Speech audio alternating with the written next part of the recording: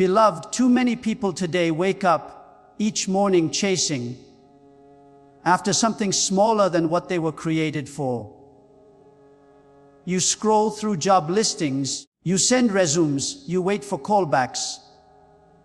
And with every rejection, your heart sinks a little lower. Many people today find their identity, their stability, and even their sense of worth in their jobs. They wake up every morning believing that their paycheck is what keeps them alive, that their boss holds their future, and that the company they work for determines their destiny. But the truth is far deeper and far more powerful. Your job is not your source, God is. A job may provide a salary, but it cannot sustain your destiny. A company may employ you for a season, but it cannot fulfill your purpose. God alone is the source of your life, your provision, your promotion, and your peace. Everything else is just a channel He chooses to use for a time. You see, a source never runs out, but channels can change. When we depend too heavily on the channel, we become anxious whenever that channel shifts or closes. Many people panic when they lose a job or an opportunity because they've mistaken the channel for the source. But when you understand that God is your true source, you stop fearing change. You begin to trust that if one door closes, it's because the provider is preparing another one to open. The same God who provided yesterday is still alive today and will provide again tomorrow, just through a different means. This truth is clearly seen in the story of Elijah. God instructed Elijah to go to the brook Cherith during a severe drought. There, Elijah drank from the brook, and ravens brought him food every day. It was a miracle, divine provision through an unusual channel. But one day, the brook dried up. The water stopped flowing, and the birds stopped coming. Elijah could have panicked, asking, God, what happened? Did you forget me? But God spoke again and said, go to Zarephath. I have commanded a widow there to feed you. The provision didn't stop, it just changed location. The same God who provided through the brook now provided through a widow's house. The source remained the same, only the channel changed. In the same way, when your brook dries up, when a company closes, when a project ends, or when doors that once provided begin to shut, it doesn't mean God has abandoned you. It simply means the season of that particular channel is over, and a new one is about to begin. The one who provided through that job is fully capable of providing through another opportunity, another idea, another open door. When we understand this, fear loses its power. You no longer wake up afraid of losing your job because you know you can never lose your source. I remember a young man named Daniel who worked for a large corporation. He loved his job, and for years it was his pride and joy. One morning, the company unexpectedly announced major layoffs. Daniel was among those let go. He was devastated. For months, he searched for work, feeling anxious and defeated. One day during prayer, he heard a quiet assurance in his heart. I am your provider, not your employer. Those words changed everything. Daniel stopped worrying about the lost job and started trusting God for direction. Within weeks, an idea came to his mind. Something he had always dreamed of, but never pursued, opening a small design business. He started with almost nothing, but within a year, his work began to flourish. Clients came from unexpected places, and the income surpassed anything he had earned before. Daniel realized that his layoff wasn't a setback, it was a redirection. The brook had dried up, but the source had led him to his Zarephath. This is what happens when you shift your dependence from your job to your God. The same energy you once used to worry is now used to worship. The fear of losing something turns into faith for what's coming next. You begin to see that life's interruptions are often divine instructions. God uses transitions to teach you trust, to move you closer to your purpose, and to remind you that your provision is never tied to one place or one person. When you truly grasp that God is your source, you no longer live with scarcity in your heart. You can give freely, help others, and stay at peace even when circumstances change. You become unshakable because your faith is not anchored to the economy, your employer, or your position. It is anchored to the unchanging character of God. The Bible says, "The Lord is my shepherd, I shall not want." That means you will lack nothing because your provider is eternal. Jobs may come and go, companies may rise and fall, but God remains faithful through every season. So if you find yourself today standing beside a dry brook, don't despair. Lift your eyes and remember who your true source is. He has never failed anyone who trusted him. The same God who sent ravens to feed Elijah and inspired Daniel to start again is working in your life right now. He may be closing one channel only to open another that leads you toward greater purpose and fulfillment. Don't cling to the old. Look with expectation for the new. When your faith shifts from your job to your God, you will discover that His supply never runs out. Your future is secure, not because of where you work, but because of who holds your life. Sometimes in life, we find ourselves waiting for a breakthrough, for an opportunity, for the right door to open. We send out applications, make plans, pray, and yet nothing seems to move. We start to question ourselves and even question God.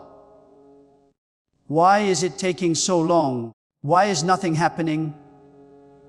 But what many people fail to realize is that God's delay is not His denial, it is His divine preparation. When God seems silent, He is not ignoring you. He is working behind the scenes, arranging every detail, preparing your character, and shaping your destiny for something far greater than what you can see right now. When we are in a hurry, God is often not. We want things instantly, but God is eternal. He is never late, yet He is rarely early according to our clock.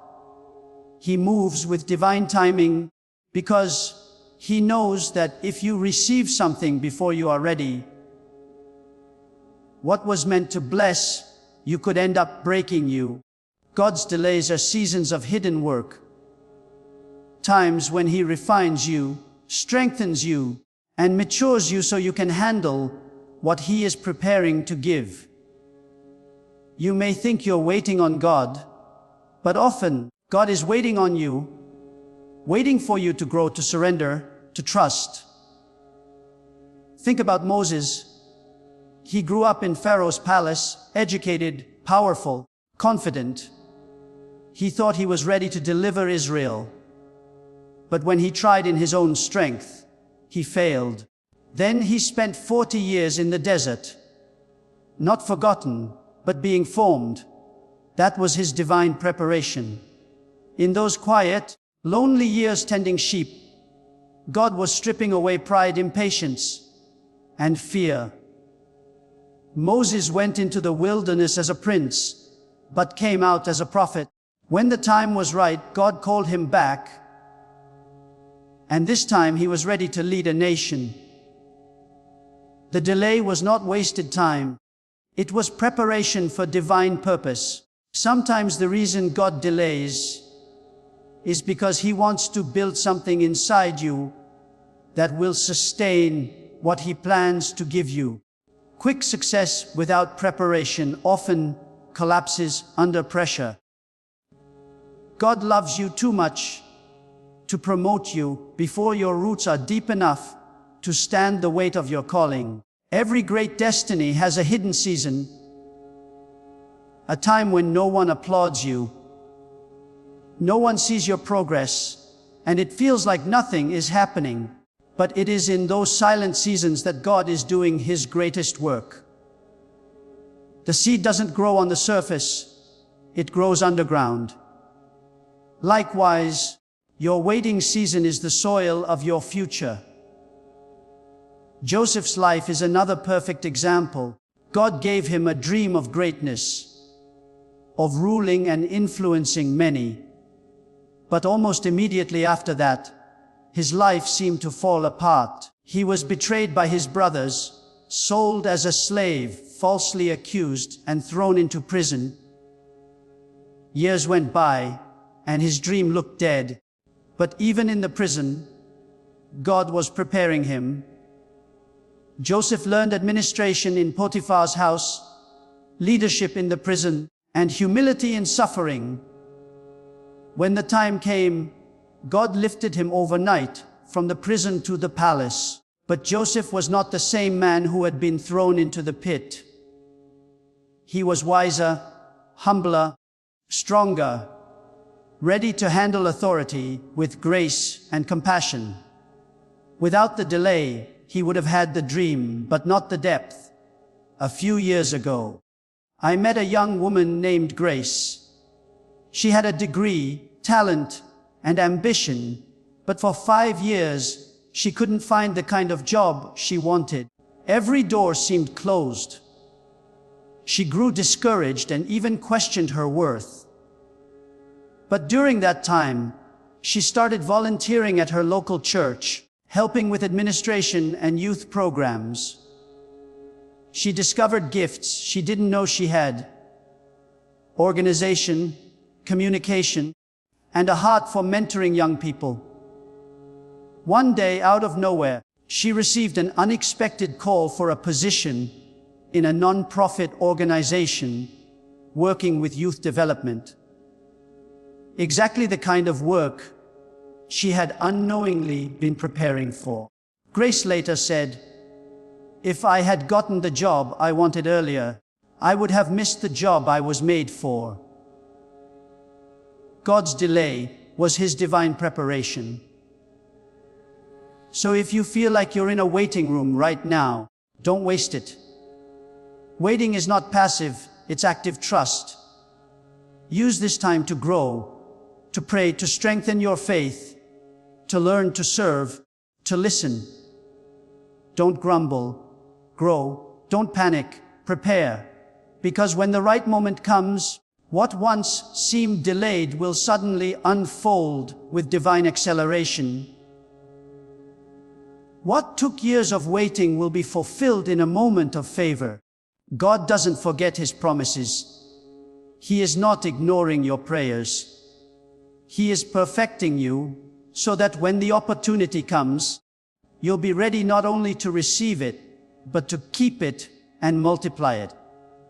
Remember, divine preparation is not punishment, it's protection. God delays not to withhold good from you, but to make sure the good He gives you will last. When you finally step into what He's been preparing for you, you'll look back and realize that every delay was mercy.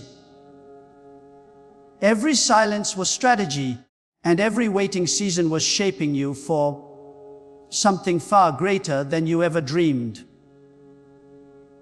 God's timing may not match your calendar, but it will always fulfill your calling.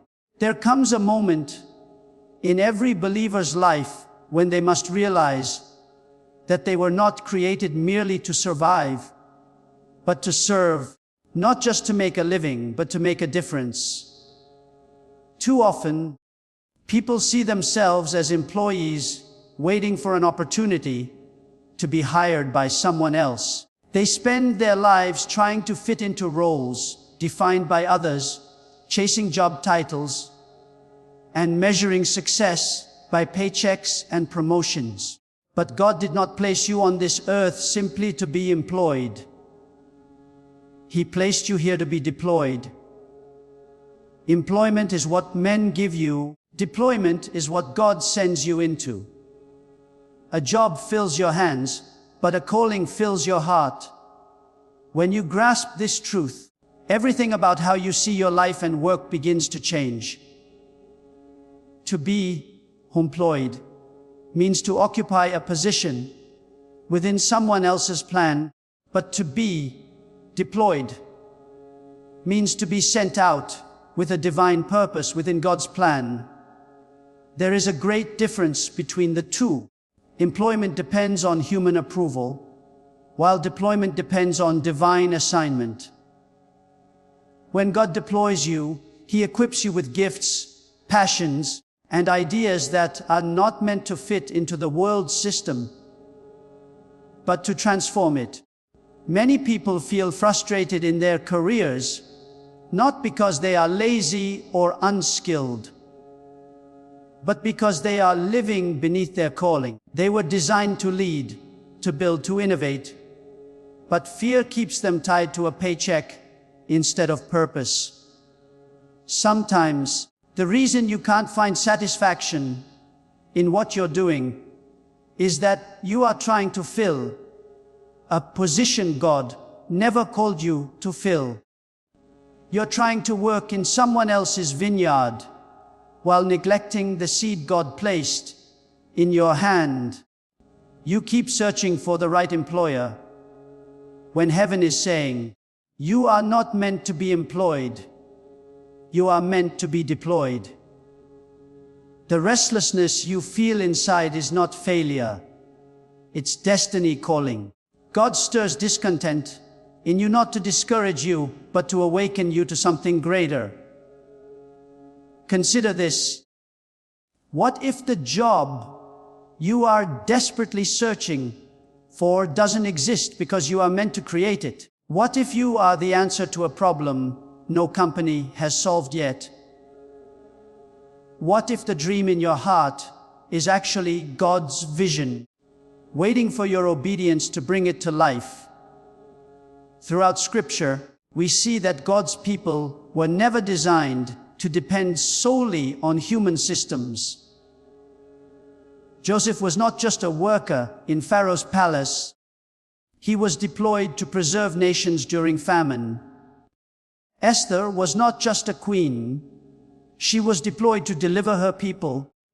David was not simply a shepherd or a soldier. He was deployed to lead Israel into victory. Their roles were not jobs. They were divine assignments. When God deploys you, He gives you a mission that extends beyond the boundaries of what others expect of you. You might start in a job, but that job is only the training ground. God will use it to develop discipline, skill, and character. But eventually, He will nudge you towards something bigger, something that requires faith. The deployment is not always comfortable, because stepping out of employment often means stepping away from security. But the truth is, you were never meant to find your security in a salary. Your true security is in God's purpose. Let me share an example. There was a man named Samuel who worked for years in a technology company. He was successful by every worldly standard. Good income, stability, respect. Yet inside, he felt unfulfilled. Every night he came home with the nagging sense that he was meant for more. During a church retreat, he felt a strong impression in his heart that said, I didn't call you just to build systems for business. I called you to build systems for people. It didn't make sense at first, but over the next year, Samuel began volunteering his time helping young entrepreneurs in his community. He started mentoring them on technology and business principles. That small step turned into a faith journey. Eventually, Samuel left his job and launched a non-profit organization that trains underprivileged youth in digital skills. Today, hundreds of young people have stable careers because of the vision God placed in Samuel's heart. He once sought employment, but now he lives through deployment. His fulfillment comes not from a paycheck, but from purpose. When you walk in divine deployment, you realize that no company, no economy, and no market can limit your destiny. God becomes your CEO, and His mission becomes your assignment. He doesn't just place you in a position, He positions you for impact. You begin to see every skill you have as a tool for ministry. Your creativity, your leadership, your communication, all of it becomes part of your deployment. You're not just an engineer, teacher, designer, or driver. You are a kingdom ambassador in your field. Wherever you go, you carry the presence, wisdom, and excellence of God. This is why, when doors close or opportunities disappear, you don't lose hope. You simply ask, God, where are you deploying me next? Because every time one assignment ends, another begins. When you start living as someone sent, you stop fearing the uncertainty of the future. You no longer measure your worth by your job title, but by your divine impact. You may still hold a job, and that's fine. But you'll know deep within that your employment is just the platform for your deployment. So don't limit God's dream for your life to a job description. Don't wait for someone to hire you when heaven has already commissioned you. You were created for more. To bring light where there is darkness. To bring hope where there is despair. To bring creativity where there is limitation. When God deploys you, you carry His authority, His provision, and His power. No human system can stop what He has started in you. Step out in faith. You are not meant to be employed. You are meant to be deployed. There are times in life when everything seems to stand still. When every effort appears fruitless. When every door you knock on remains shut. And when disappointment whispers that maybe you've reached the end of your road. In such moments, frustration easily takes root. It creeps into your mind and convinces you that nothing will ever change. But faith, true faith, has the power to transform that frustration into vision. Faith doesn't deny the reality of your situation. It simply refuses to let that reality define your future. Faith sees possibility where frustration sees failure. It speaks life where despair speaks defeat. When faith enters your heart, it doesn't just change your outlook. It changes the atmosphere around you. When people lose hope, they begin to speak the language of limitation.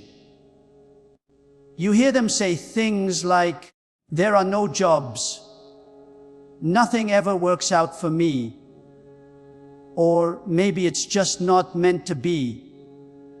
Every word of doubt is like a seed that grows into a tree of discouragement. But faith speaks differently.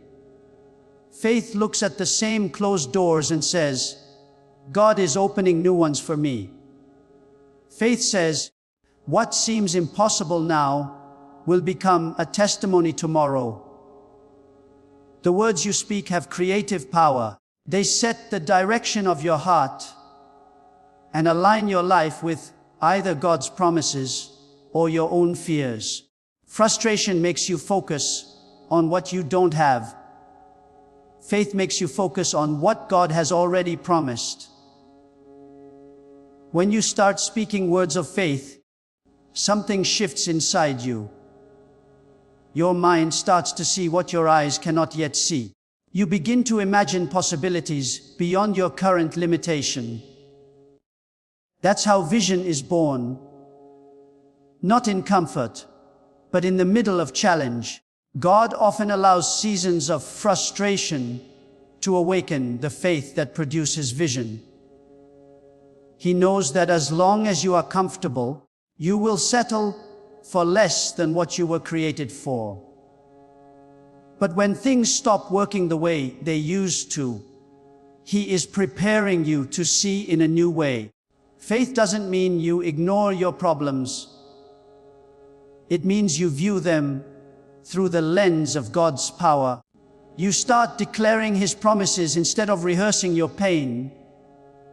Instead of saying, "I don't know how I'll make it," you begin to say, "God is my provider, He will make a way." Instead of saying, "No one is hiring," you say, "I will find favor in unexpected places." Every time you speak faith, you are building an inner environment for miracles. The moment you replace complaint with confession, the heavens begin to move. God responds to faith, not frustration. The greatest breakthroughs in history began when someone refused to let frustration win. They dared to believe that God had more for them. Faith opens your eyes to see what others overlook. It gives you the courage to act on what you believe, even when circumstances haven't changed yet. It's not positive thinking, it's divine trust. Faith says, "I don't see it yet, but I know it's coming." And when you keep speaking in faith, your words become the blueprint for your future. Let me give you a simple but powerful example. There was a woman named Clara who worked for years in a small store. She dreamed of opening her own bakery, but every time she saved enough money, an unexpected expense came up. After several failed attempts, she became frustrated and told herself, "Maybe it's just not meant to be." One Sunday, during prayer, her pastor spoke about the power of faith-filled words. That message stirred something in her heart. She realized she had been speaking defeat over her dream. From that day on, she decided to change her confession. Every morning, before leaving for work, she would stand in front of her mirror and say, "God is opening doors for me. My bakery will bless people and bring glory to His name." Months went by, but she didn't stop declaring it. One day, an old customer who had moved away returned to the store. They started talking, and when he learned about her dream, he introduced her to a friend who was renting out a small bakery space at a very low cost. Clara stepped out in faith and opened her bakery. Within 2 years, it grew beyond her imagination. She said later, "The day I changed my words, my world began to change." That is the power of faith. It transforms frustration into vision by turning your focus from what's wrong to what God can make right. The difference between people who stay stuck and those who move forward is not their talent or their connections. It's their belief. Faith gives you the boldness to speak life in the face of loss, to declare abundance in the midst of scarcity, and to see destiny in the middle of disappointment. You may not control your circumstances, but you can control your confession. When you begin to speak faith, your heart becomes fertile ground for vision. You start to dream again, hope again, believe again. Vision gives direction to your steps and strength to your spirit. The more you declare God's promises, the more your spirit aligns with His will. Frustration begins to fade, replaced by expectation. You stop seeing yourself as a victim of circumstances and start seeing yourself as a vessel of purpose. That's when miracles start to happen, not because everything suddenly changes, but because you change first. So stop saying, "There are no jobs."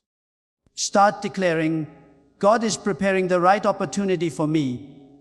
Stop saying, "I don't know what to do." Start saying, "God is guiding my steps." Speak vision, not limitation. Speak destiny, not defeat. Faith transforms frustration into vision because it opens your eyes to see God's hand at work, even in the silence. When you speak with faith, you invite heaven to move on your behalf. And when you see through the eyes of vision, what once looked like an obstacle will become the very path that leads you to your breakthrough. There are seasons in life when where you are and what you are doing seem far smaller than what you dreamed of. You look at your current situation, the job that feels too ordinary, the responsibilities that seem too repetitive, the environment that doesn't recognize your potential, and you wonder, is this really it? Is this all God has for me? But what you may not realize is that God's plan for your life is much bigger than your present position. The place you are in right now might not be your destination, it's your preparation. God often uses small places to shape big destinies. He uses quiet seasons to prepare great leaders. What feels like a delay is often divine development. Many people despise the small stages of life because they cannot see what God is building behind the scenes. Yet throughout Scripture and history, we see that greatness rarely begins in grand places. It begins in hidden ones. Before David became a king, he was a shepherd. Before Joseph became a ruler, he was a prisoner. Before Esther became a queen, she was an orphan. Before Peter became an apostle, he was a fisherman. Each of them started in positions that seemed ordinary and unimportant. Yet God was using those very experiences to prepare them for something extraordinary. Your current position may look insignificant, but it's part of a process that is essential to your purpose. When David was tending sheep in the fields, no one saw him. No one applauded his faithfulness. Yet in those lonely hills, he learned courage, patience, and worship. He killed lions and bears in secret long before he killed Goliath in public. His victories in obscurity prepared him for triumph in visibility. The pasture was not punishment, it was preparation. Likewise, the job or season you are in right now may feel like a place of confinement, but to God it is a classroom. Every task, every challenge, every difficult person you encounter is shaping your character for the greater things ahead. God doesn't promote people based on convenience. He promotes them based on faithfulness. We often want the promotion before the preparation, the crown before the cross, the recognition before the refinement. But divine promotion is different from worldly advancement. The world says, climb higher, but God says, grow deeper. He will never give you a position your character can't sustain. That's why He sometimes keeps you in a season longer than you would like, not to punish you, but to strengthen you. If you cannot handle the pressure of your current assignment, how will you carry the weight of the next one? God's plan is always bigger than your position. but He cannot take you higher until you learn what He's teaching you where you are. Faithfulness is the key to unlocking divine promotion. Being faithful means giving your best, even when no one is watching. It means showing up on time, serving with excellence, and working with integrity, even when you think the job doesn't matter. It means doing ordinary tasks with an extraordinary spirit. Jesus said, "He who is faithful in little will be faithful in much." The way you handle small responsibilities reveals how you'll handle great ones. If you are careless with what you have now, why would God trust you with more? But if you steward the small well, heaven takes notice. God sees every act of obedience, every quiet moment of diligence, every unseen sacrifice. And when the time is right, He opens doors no one else can. Let me give you an example. There was a young woman named Lydia who worked as a receptionist at a small company. She felt overqualified for her role. She had dreams of leading a business, but her days were filled with answering phones, filing paperwork, and making coffee runs. Many of her friends moved on to what looked like better jobs, and she often wondered if she had been forgotten. But Lydia decided that instead of complaining, she would be faithful. She treated her small job like it was her ministry. She smiled at every customer, organized her workspace with excellence, and helped her team whenever possible. Over time, her attitude began to stand out. The company owner noticed her consistency and integrity.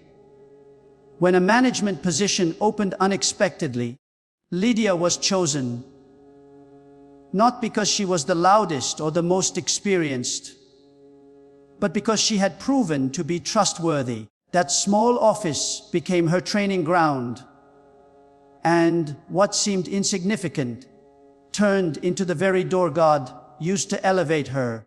That's how God works. What seems small to you is often sacred to Him. He hides His greatest lessons in the most ordinary places.